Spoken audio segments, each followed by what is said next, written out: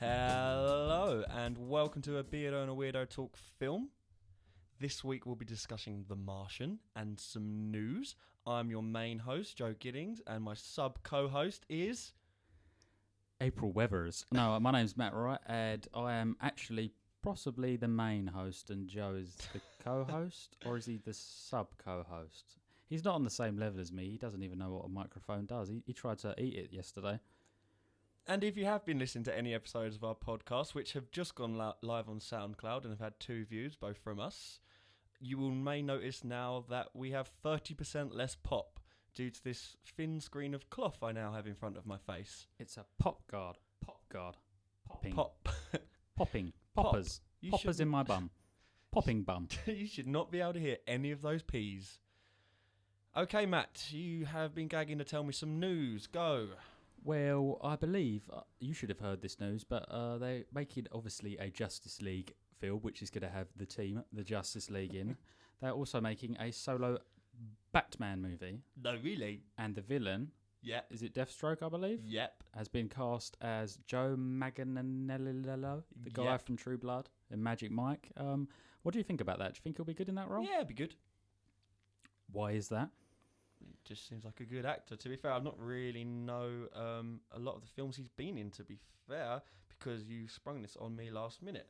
Oh, I do like doing that to make you look like a fool. I'm very quickly Googling Joe Manganiello. This is the fun fact, though. In the 2002 Spider-Man, directed by Sam Raimi, starring Tobey Maguire, this actor, Joe Manganiello, he stars as Flash Thompson, you know, the guy that Spider-Man fights in the... He accidentally flicks him with his lunch in the canteen. Yep. And that's the dude he fights in the corridor, and that's him in one of his earliest roles. Yeah. He's been in loads of stuff. He was in True Blood as Alcide, looking very handsome and impressive. His body is ridiculous to be fair. He's also in Magic Mike XXL. Is he not in Magic Mike 1? Ladies? Yeah, he's also in Magic Mike 1, but what sounds better, Magic Mike or Magic Mike XXL? It does sound a bit bigger and better. He's also in Smurfs The Lost Village. Oh, that was great. Possibly my favourite Smurf film of that year. And he's actually in Pee-wee's Big Holiday, which I don't know if you've seen that. I have not. It's cool. He plays like a Hollywood actor in it. Is that the one with the really pale guy and the funny voice? Hair? It's actually kind of funny. It's just slapstick comedy for like an hour. Yeah, that sounds decent. But I think he'll be good. He's a good actor. He's not really played a villain in a superhero film yet, but he's definitely got the physicality to pull it off. I mean, he's an extremely muscular man. He looks like if God was personified in human form, he'd probably look a bit like Joe Manganiello. Do you not feel like he just sort of looks a bit generic, buff white actor? I think he's a bit unique though. He's got that sort of he's greying slightly. That works in a nice way for him. It makes him a little bit more unique. But I've never seen him do anything particularly like dramatic or actually have to act that much beyond looking physically imposing. So well, that's why he's going to be in a superhero film. Probably wearing an outfit where you can't see his face for most of it. Oh, in the comic books, he has a mask, doesn't he? Yeah, he's got a mask on. But I imagine it'll be like Will Smith. He'll just put it on, which he'll just start maybe and then take it off. Put it on when he wants. The classic Judge Dredd 1996, I think it is. You know, the one with Stallone. Yeah. Where it's famous in the comics for never ever taking his mask off, and then like 10 minutes into the film, there he is. Have you seen the new Dredd? Yeah, I fucking love that, man. Do you think it's better than Stallone's? I think it's as a film. Yeah, it's much better. Yeah, I do. I think Stallone's it's so is just much a bit better. of like a 90s, just typical Stallone film. I mean, I do like that bit where the villain, played by Armand DeSantis, is just going, the law, at the end when they're like arguing because they were brothers or something, weren't they? Yeah. That's funny, but as an actual film, Dredd was basically like the raid with guns. Yeah. That's what I thought it was like. It was so brutal as well, wasn't it? It was good. They skin people and like throw them off, and it's got the Queen bitch from, what's her name, Lena Sank, as that mama, that bad Lena woman. Headley. Yeah, she plays like the evil drug lord, and it's got that cool like slow motion effect, isn't it? Yeah. But I was a bit gutted because he didn't really make a lot of money. So I think a lot of people are campaigning for him to make a sequel because they said it did really well on like DVD and Blu-ray. Yeah, it's a bit of a cult hit. I think it got released on a streaming service, got a lot of listens, and just the fans sort of said they want another one. And I think more people are aware of it now, so they'll probably make more money off a second one than they would a first one. I think it was Carl Urban, wasn't it? Yeah, who played Eomer in Lord of the Rings. He just got that down pretty well. So another bit of film news that I think everybody... It's my turn for news. Oh, do you want to go? Yeah. Ben-Hur faces epic $120 million loss Already? at Hasn't the actually box office. When did it come out? Like 3 days ago? No, in England it did. In the US it's been out for a while. And it's been getting slated, And hasn't it? they spent so much money on this film. I don't know how much exactly they spent on it. I'm pretty sure it's about 200 million they spent on it. But when you think about the actors in it, obviously it's got like Morgan Freeman in it, but the actual lead actors, I think it's Toby Kebbell, isn't it? The guy who was in Rock and Roller, and it's that guy Jack Huston. The only other thing I've seen him in was Boardwalk Empire, and he was quite good at it. But you're thinking this is like a fucking massive epic film. Yeah. But they're trying to remake something. It reminds me a little bit of how this is doing. As you know, when they brought out, was it Gods and Kings Exodus, the one that had Christian Bale in it? It was supposed to be like the Prince of Egypt story, and that just flopped because they're trying to bring back like these biblical epics.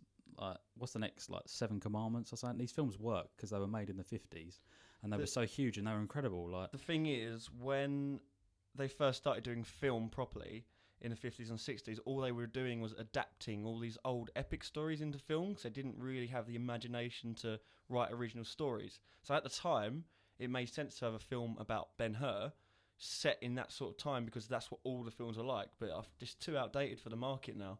yeah, it's not something that people are really that interested in because they've been done better and at a different time with Charlton Heston. You ain't gonna fucking compete with that man.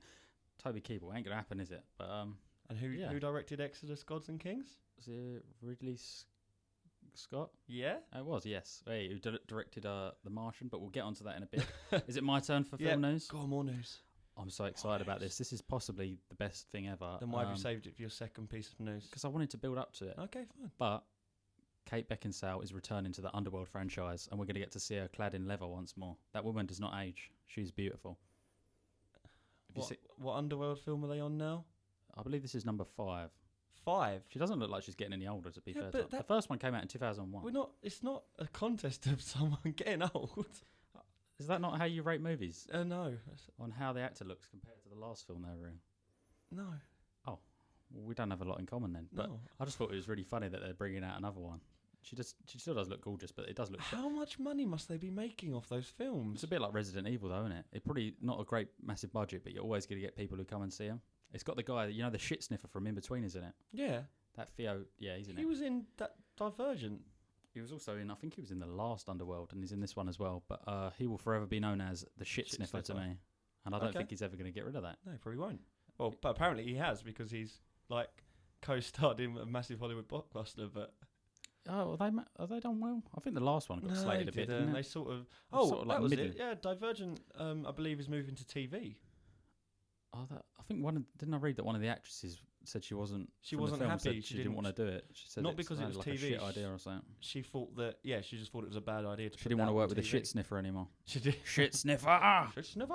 Have you got anything else? Going off from what we spoke last week, Jurassic World will be a trilogy, the first of 3 parts. Holy shit. That's sort of interesting and sort of very predictable, I guess. That instead of just announcing one film now, they have to announce like 5 or 6. Yeah, but it's it's probably hard to keep it under wraps. Yeah.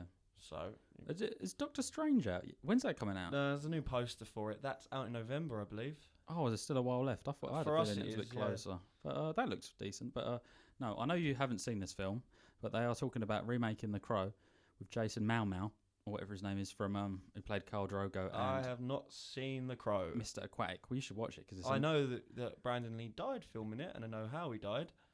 He fell on a pencil and it went up his nose. My problem is he supposed to kind of follow on from Brandon Lee's kind of character? Well, yeah, they did make a couple of sequels in the 90s that I think pretty much got panned because they tried to do something different. But this film is it's dated a bit, but it's one of my favourites. Because Jason Momoa is a big guy. Yeah, and Brandon Lee was not a big guy. He had he was quite lean and muscular, but it was a lot more of like a Iggy Pop physique. You know what I mean? Yeah, he was just opposed to like.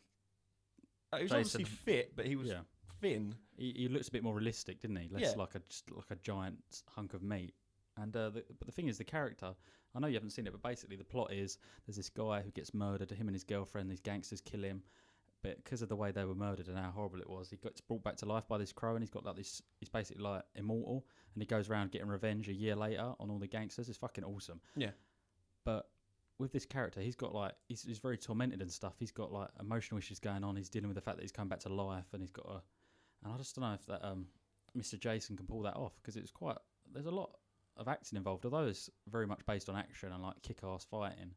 At its core, it's basically a love story. Yeah. And I'm just absolutely fucked off that they feel like they need to remake it. But hey ho, that's life. They could probably make some money out of it. See what happens. It could be good.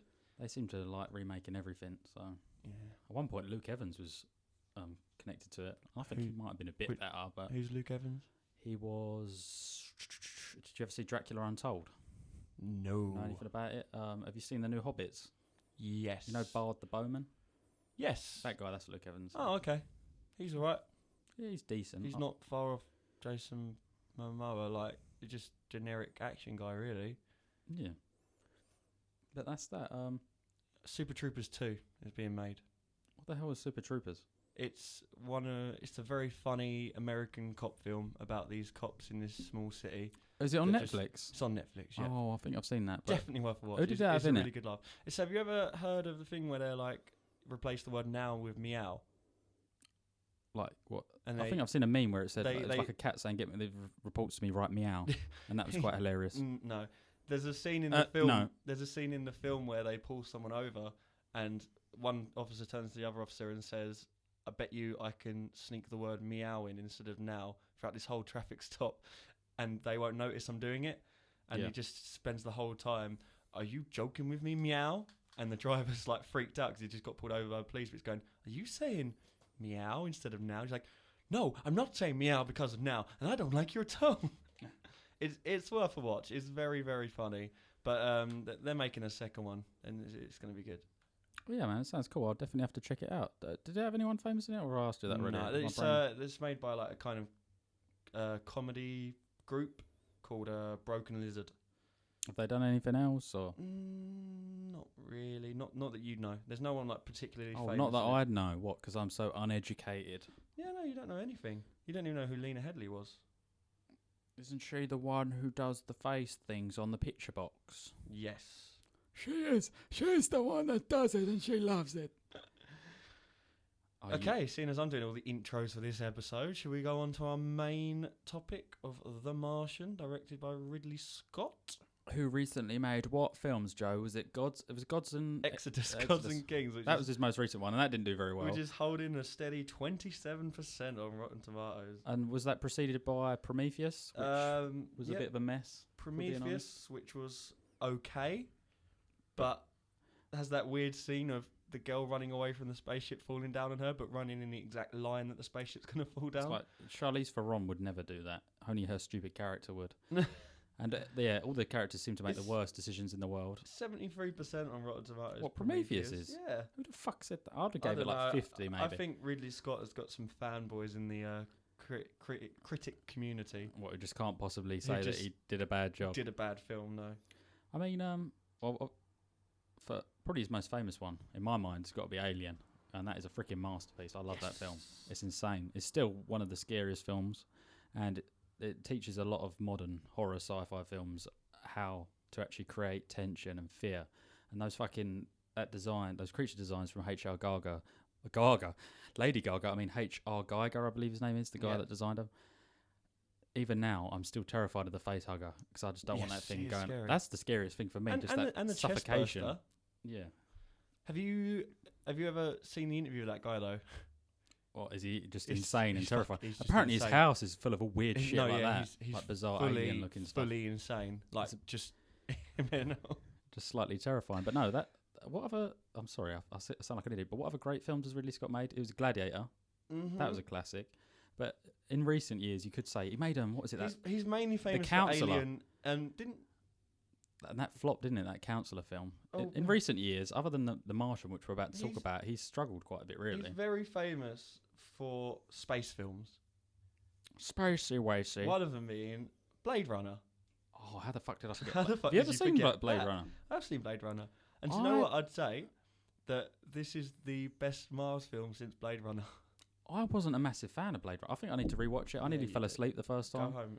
But isn't there? I think there's about 100. We're going to pause this podcast right now so you can change your opinion on Blade Runner. Because I think there's something like about 5 or 6 different cuts of it. There's been like a director's cut that he released, and then another cut, and then another cut. Yes, yeah, there have. So there's been a lot of like people saying depending on which cut you like, it will be better or worse, which obviously makes sense because it's going to be different, but I'll have to try and find the best one. But correct me if I'm wrong, but isn't this his highest grossing film to date, The Martian? Wasn't it about 600 mil? I don't know, but we'll come to the grossing later because there's some stuff that happens in the film that I think they pander to certain markets. Do you really think so? I really think so. Space people. Space people. Do you want to do a little plot summarization, or should we just do it very like minimalist? All right, because we don't need to go into full detail. We'll do quick plot summary. So we're on Mars. It's a warm, sunny day on Mars. A warm, sunny day. Sitting on the porch, talking to Mama. So Mama's angry because she hasn't had any Mars potatoes today. So we've obviously perfected space travel. We're in Mars. There's no special feeling about it. It just feels like we're in Mars. There's this team in Mars, and they're at the beginning of the film, they're all bantering. You can tell they're all getting along really well. And one of them's called Mark Watney. Watney? Mark Watney. What happens is whose knee? Watney? There's a massive, like tornado-y storm cloud, and all the astronauts have to evacuate. Mark Watney gets hit by a satellite. They think he's dead. They leave. He's actually alive. He does look like he would die though. The impact of that. Yes. How is he not? I mean, he gets that thing pierces his side. He gets knocked out for no, but I'm talking about time. serious like structural damage to his ribs, spine. Yeah, it doesn't really seem to break any bones. It hit him below his rib cage. He basically gets like a splinter, doesn't he? But anyway, he sort of is still alive, makes it back to their base, which has always been left behind, and has to sort of patch himself up. And then he kind of has to figure out himself how to survive long enough. But he happens to be a botanist, Yes. which means he knows how to grow shit. And at the same time, NASA kind of slowly figure out he's still alive, and then they slowly figure out how to communicate with him, which they eventually do. Yeah. And then they get him and he's saved, but lots of shit goes on in between. Loads of stuff goes on in between, Matt. He's up there for almost 450 souls. What? Is that like the space terminology I think for it's days? a day on Mars. Is it like a Oh, I see. Because it's So long, their it's days like might be 20, like I think it's like 6 extra hours or something, or on Mars a day or something like that. It's Yeah. But is it, I mean, what I must say, this film, like visually, I think it looks really good. it looks amazing. He looks like he's on Mars. It's shot so well. The fact that he's made Mars exciting and there's nothing on Mars other than his little space camp and like a buggy. other than a space camp. It's almost a single location film. You do like single location. I do love a single location film, but he's just made Mars look amazing. He made space look amazing. The spaceship that they are on looks brilliant. Yeah, it is convincing, isn't it? Yeah. And it feels It almost feels like it's a documentary. Like not a documentary, but in terms of it almost feels like Castaway could be a real story, or it was a real story. I'm not 100% sure. But I feel like in 70 years' time in the future, this could be a real story that they're making a film about. It does look like it could be like an advert for NASA, doesn't it? There's no kind of ridiculous pretenses. It all seems very real. It all seems like on Earth physics sort of thing. So there's no like he's figured out some miracle way to do everything. Everything he does sort of has a logical step behind it. Yeah, it's fucking awesome, isn't it? Matt Damon, obviously he's Carries the the main film. character. He has to deliver sort of the performance where his character's obviously got quite a lot of humour in him, but there's also moments where he's absolutely like devastated about what's going on and he's freaking out. But I think the supporting cast is pretty good. I mean, you've got I'm pretty sure I'm going to massacre his name, but his name's like Chiwetel Ejiofor or something. Yep. The guy who's obviously in 12 Years a Slave, and he's had a pretty good career really. He's really good in this. He's really good. Jeff Daniels is in it as like the head of NASA. He's also great. Sean Bean's in it. He surprised me really because he does a lot of comedy stuff, doesn't he, Jeff Daniels? Yeah, he didn't really bring any of that to this, but he can portray just like a straight character who's just a bit more nuanced, I guess, than just silly Jeff Daniels. But he does a really good job. He's quite good, but he's just sort of the guy that's sort of saying, we need to get him off. We need to get him off most of the film, and just trying to sort of figure out what's the best option. They've got all these people around him with like different ideas and things like that. Yeah. But no, all the other sorry, interrupt you there, but all the other astronauts are fine. I mean, what's his name? That guy, Michael Penner. Yep. Who was hilarious in Ant-Man. Shout out. Kate Mara. She's good in it. I'm not sure who the other actress. Jessica Chastain. Oh yes, her. She's the captain, isn't she? Yeah. So she spends most of the film feeling really guilty that she's left him behind. And there is a pivotal scene in the film where they have to decide whether they ignore NASA and go back to Mars to save him, or they just go land and just sort of let him die, essentially. Yeah, and that was cool. That was. I mean, one of the things I liked most about this film is the way all the science to me seemed believable. Like I'm, for want of a word, I'm a stupid person, especially when it comes to science. I don't understand water. I don't understand gravity. I don't understand chairs. But the way that he explains how he's doing things, and you can see him working things out, I really enjoyed seeing that side of it. Yeah. He makes potatoes using manure out of his own poo. Yeah, so he very quickly figures out he's not got enough food on Mars to last him, and that's his first problem. And I'd say that the whole film is him just solving problems in a fun, sciencey way. Things keep on going wrong, and he keeps on figuring it out. Yeah, and the first thing is he needs to sort food out, and it's actually kind of exciting watching him figure out how to grow potatoes on Mars. Yeah. And there's a bit where he's trying to set a fire, and he's like, NASA don't like fire. Fire and space don't go along. Fire kills people. So there's nothing flammable on the ship. What does he has to use? A wooden cross of one of his Yeah, Michael Penner's character. That's funny. And then he just gets blown away, and then he goes to set the fire, and it just explodes in his face, and he's like, I didn't count the oxygen I'd be breathing out. It's so cool, isn't it? There's a few bits like that, isn't there? And this really you really connect with the character. It's like Castaway on Mars. Yeah, that's the closest approximation. And pretty soon on, you realise that he is the only character who could have survived it. Yes, like he's the only way, because anybody else would have, even though they might have had other like mechanical skills, they would have run out of food and starved. He was the only one that was able to feed himself. Though, in that, but he doesn't let it on, because he I think he sort of resigns himself to, I'm probably going to die up here, but I'm going to try my hardest to live. Yeah. And there's a couple of bits where he sort of gets quite... I think there's 3 bits in the film where he looks like it's getting to him.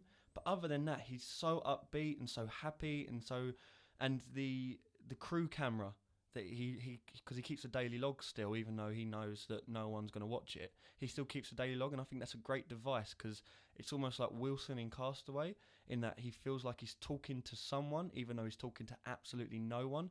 And those are some of the funnier bits in the films. So he's like, oh, I'm looking for some entertainment up here, but all that's been left behind is 70 dance hits. Yeah, My captain has the worst taste in music ever.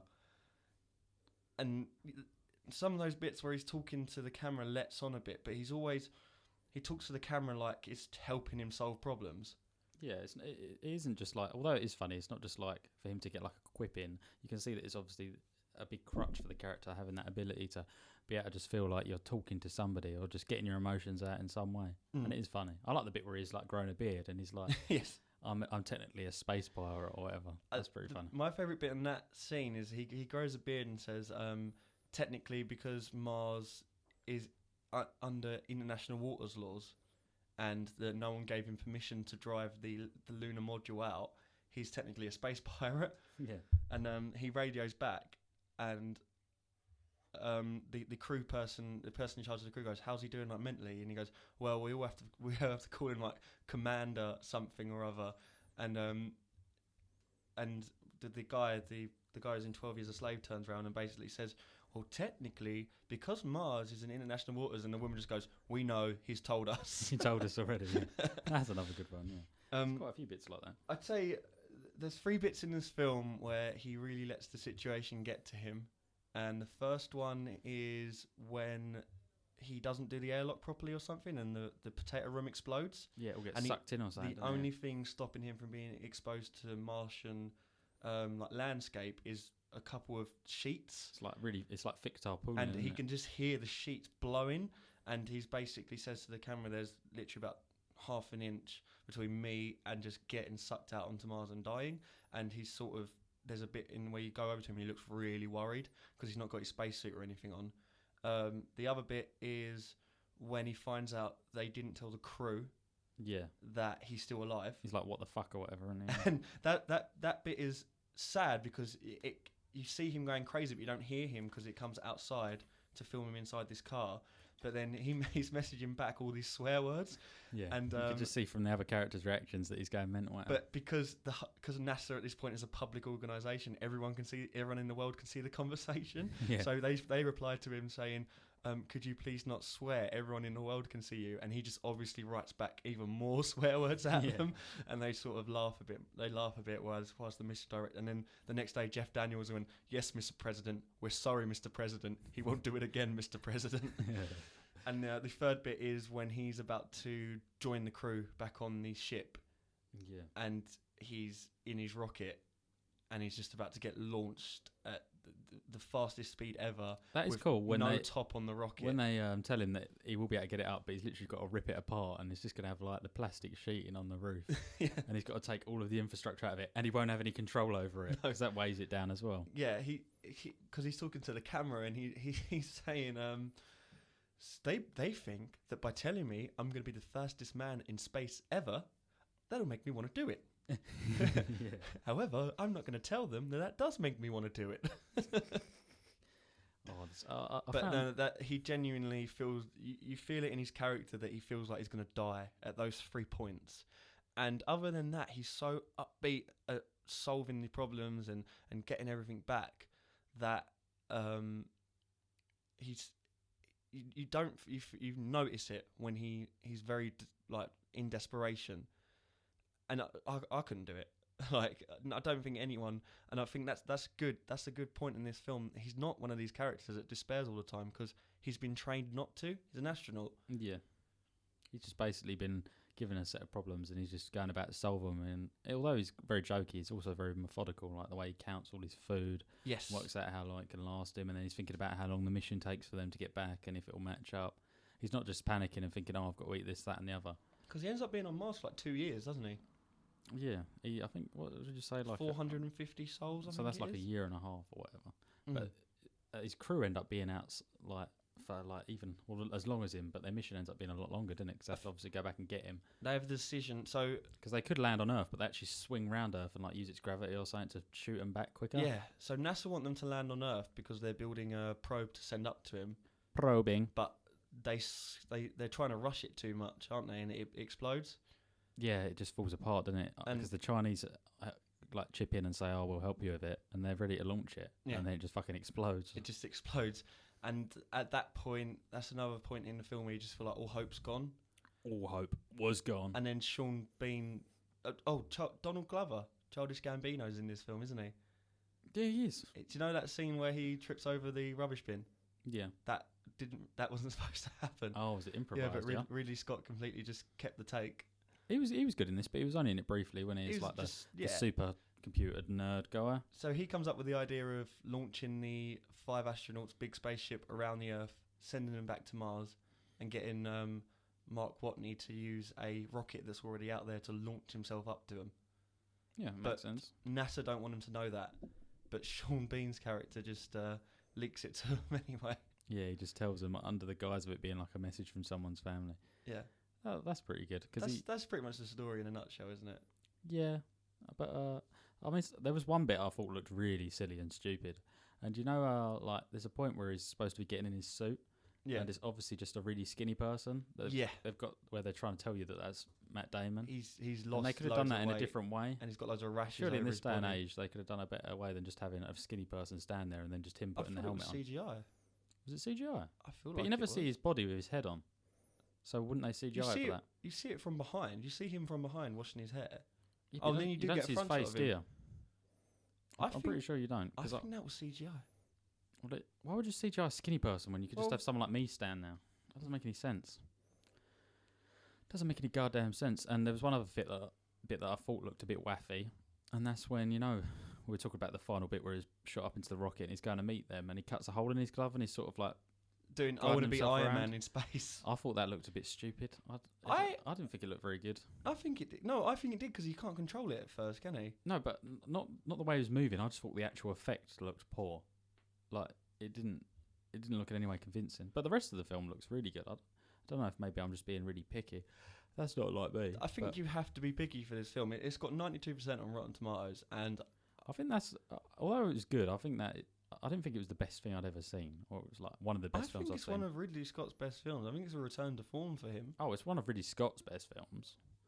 But when you look at his recent catalogue, as we have, most of his recent films have been underwhelming, to say the least. But it is good to see him. This was based on a book, right? Yeah, so this was based on a book called The Martian, which is kind of the same, but from what I can understand is the books, he does a little bit more crazy non-sciencey stuff in the books. It wouldn't have made sense in the film. Does he wank into a sock? Yeah. That sock would be like a freaking hockey stick by the time he'd finished. No,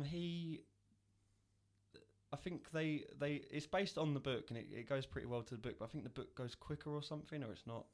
Or not quite as or long. more stuff happens in the book. There is a big part of this film where it skips a lot of what happens.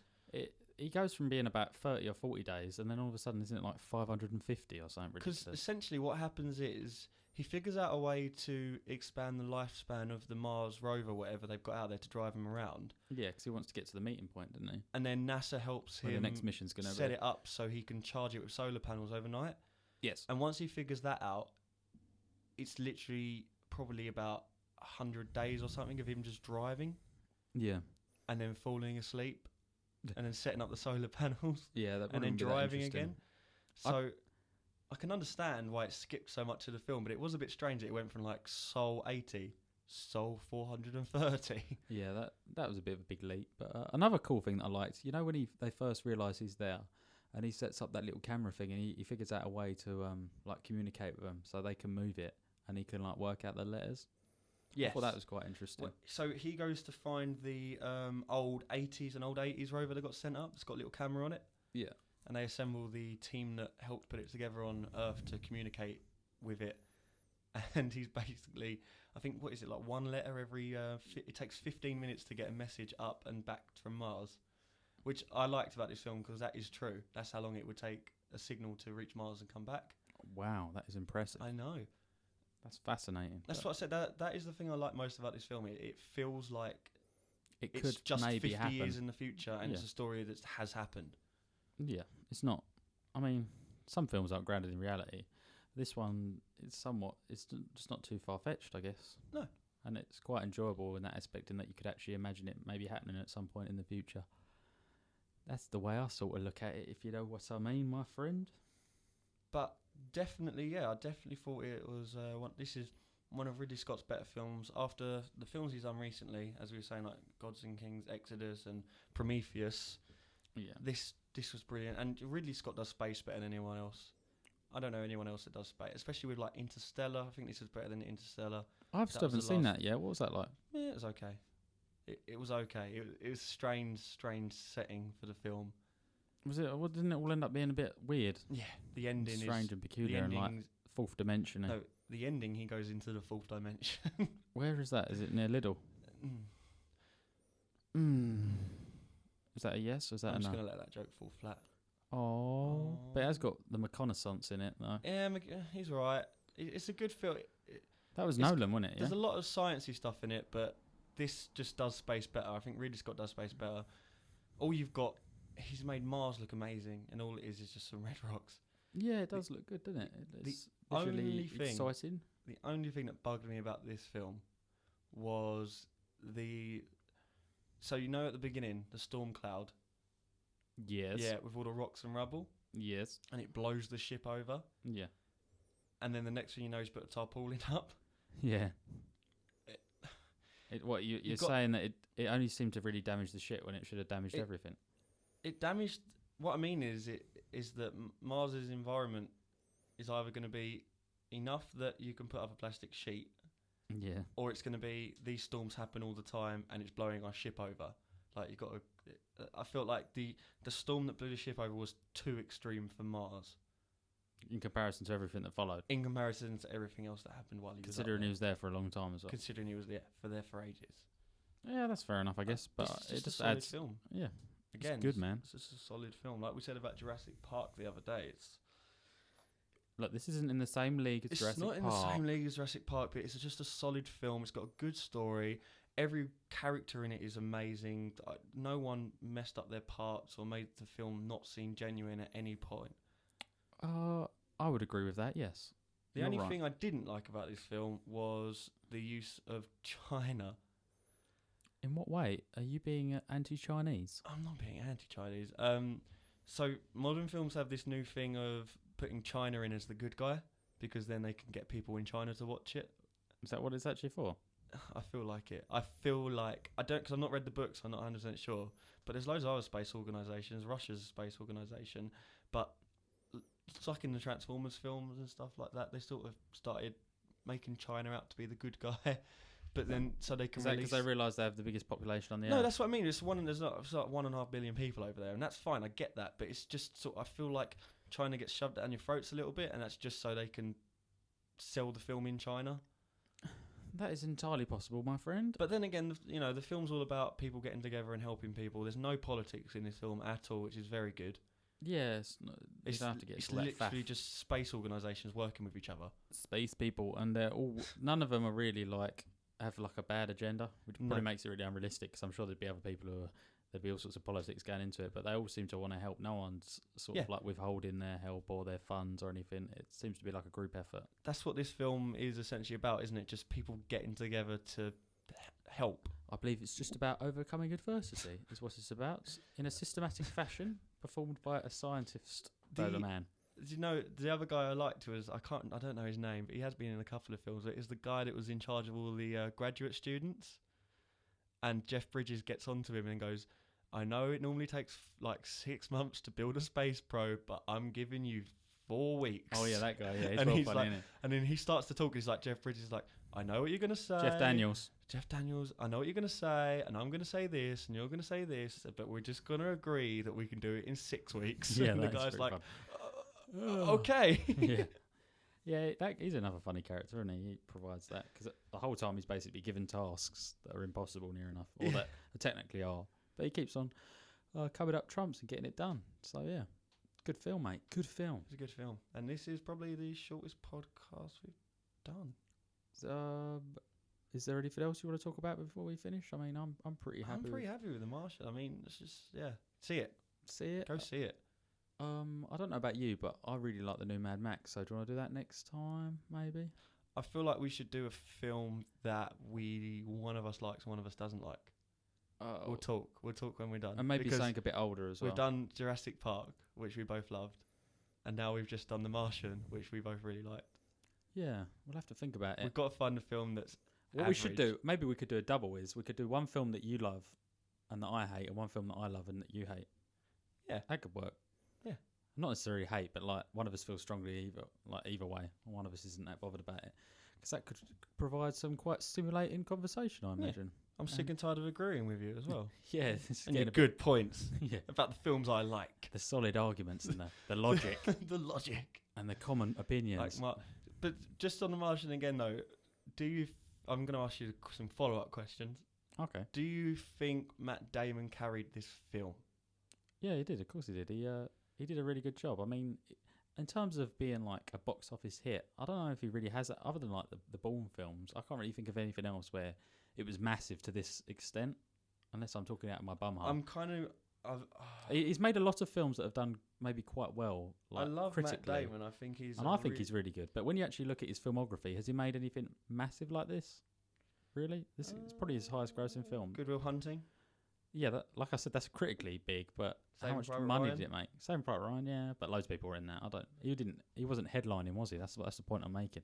He's the headliner. Well, what do you mean? He was Private Ryan. He appears in Saving Private Ryan. Doesn't he appear for like 5 minutes at the end? No, he's in it for a good half hour. I still haven't seen that film yet. I should watch it. He's in Ocean's 11. Yeah, but that's still an ensemble, isn't it? That's Brad Pitt, George Clooney. Invictus. Oh yeah, that did really well. What's that about again? It's about the South African volleyball team. Volleyball team. Yep, and apartheid. And their battles, adversity against the bikinis they have to wear. He's done a couple of comedies. Did Dogma.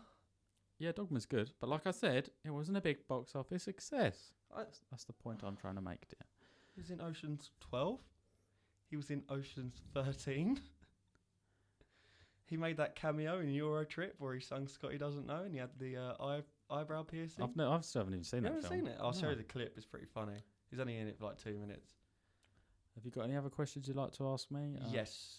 Do you think Matt Damon is going to be in more and more serious blockbusters going forward? Potentially, but saying that, have you seen that trailer of him in that?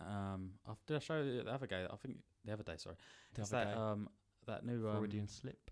Is it Chinese like war epic? The one where he's fighting dragons and shit. Yep, but and he's the only like he's the only white European person guy in it, and he's the star. Wow, talk about whitewashing, man.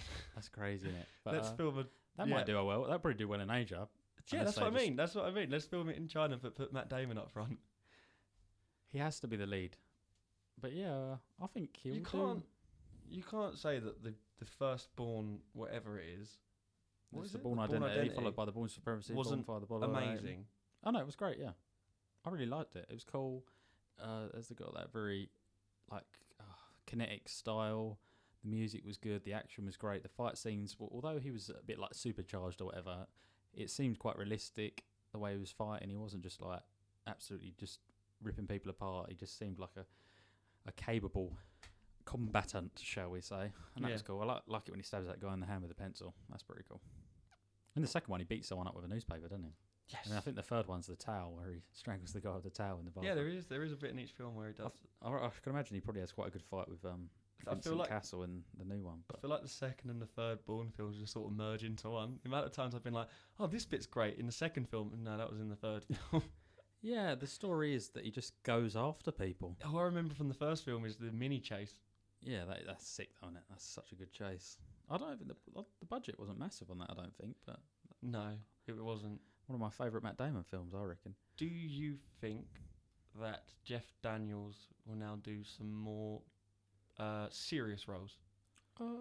Yeah, I think wasn't he in like that series called, what was it, Newsroom or something? I haven't seen any of it. Yep, he was in. Yep, it was in a few series of that, and I think he's a bit more of a serious character. I've seen some clips character from that. He's an anchor for a news station in America, isn't he? Yeah.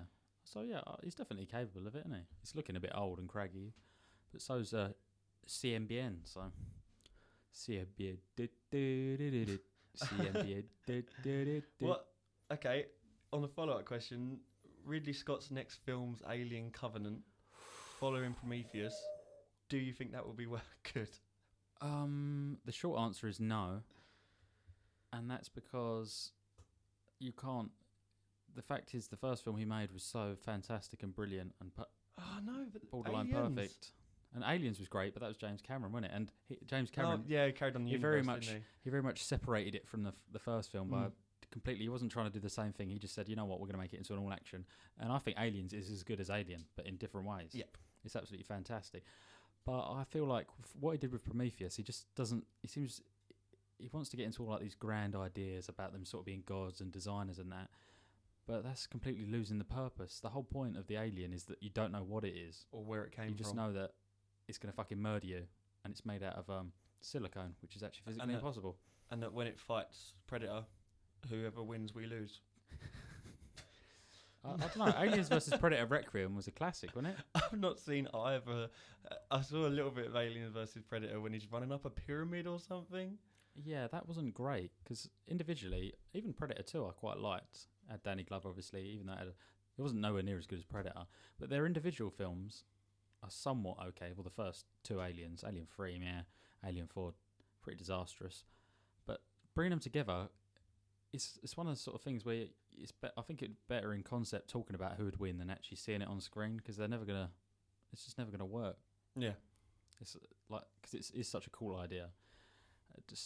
Unless they're gonna do like the fucking Hulkbuster against the Hulk, like they did in Age of Ultron. The only scene I really liked in that film, which was so funny. I like the sequence where all their brains get taken over. Yeah, that was cool. But that bit where his hands just pumping in and out and he's going, go to sleep, go to sleep, go to sleep. I was actually laughing at that. Robert Downey Jr. is absolute boss, but I didn't really rate that film. I think that's pretty much questions done for this film. Can I ask you a question? As long as it's about the film, yes. Oh no. Anything else can be held till after the podcast. It was about my body and my hair, but stop scratching yourself. I'm not scratching myself. I'm scratching my chest. If anyone is listening and Matt's done a poor editing job on this one, and you can just hear scratching, it's because he's not got a shirt on. He's just scratching his body. And if you got to this point of the podcast, well done. because we talk absolute drivel. And I mean, we're at the 45-minute mark now. You happy to call it a day, bro? What were you going to ask? No, I didn't have an actual question. I just wanted to be silly. So I have to ask you questions. Do you want me to ask you a question? No, it's fine. Okay. Well then, I think that Rate the Martian out of 10 real quick. 7.5. Really? Yeah. I'd give it a solid 9. Okay, I'll say 8.25. Okay. That's more That's as realistic. high as I go. So it's like 82 to 83%. Okay. And if you haven't seen it yet, go watch it because it's funny and good and better than most other things. I am at Captain Beard 93 on Twitter, or am I? We are now on SoundCloud as well. Oh no, but if you'll be listening to us on SoundCloud probably. Ignore me. Thanks for listening, guys. We'll be on YouTube as well by now. We might even be on iTunes by now. We might be on iTunes. When they find out. Get some of them Apple dollars. Apple dollars, making it rain. Which we don't make money from because this is a podcast. Yeah. I wonder how many views you'd have to get on YouTube to make any money. Would you like hundreds of thousands? I don't think we could monetize the video because of the music. Oh, we'll give the guy credit. Credit to Ben Music or something. We'll sort you out, mate. Don't worry. But we found you and we love your music, so thanks, okay. bub.